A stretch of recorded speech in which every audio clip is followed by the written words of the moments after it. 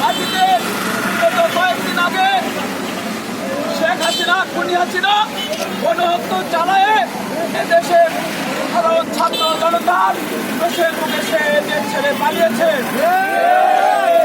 এই শেখ হাসিনা যে গণহত্যা চালিয়েছে, শেখ হাসিনা এদেশের মানুষকে ভালোবাসে না, উনি প্রমাণ করে দিয়েছে।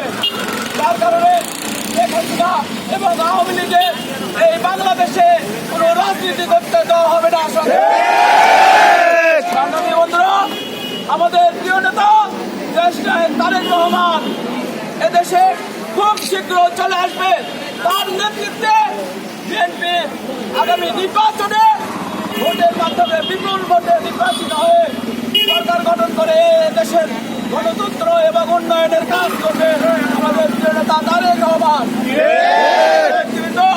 আজকের এই সমাবেশ সফল করার জন্য সবাইকে ধন্যবাদ এবং কৃতজ্ঞতা জানিয়ে আমি আমার বক্তব্য শেষ করছি। এবং আগামীকাল এরকম কর্মসূচি আছে ছোট সময়ে মধ্যে আপনি আসবেন বলে আজকে এই সমাবেশের সংক্রান্ত সবাই এখানে সংরক্ষণ করছি। হোক দেশটি বেগম খালেদা জিয়া জিন্দাবাদ, তারুণ রহমান এদেশের শ্রেষ্ঠ সন্তান তারেক রহমান জিন্দাবাদ। সবাইকে আসসালামু আলাইকুম।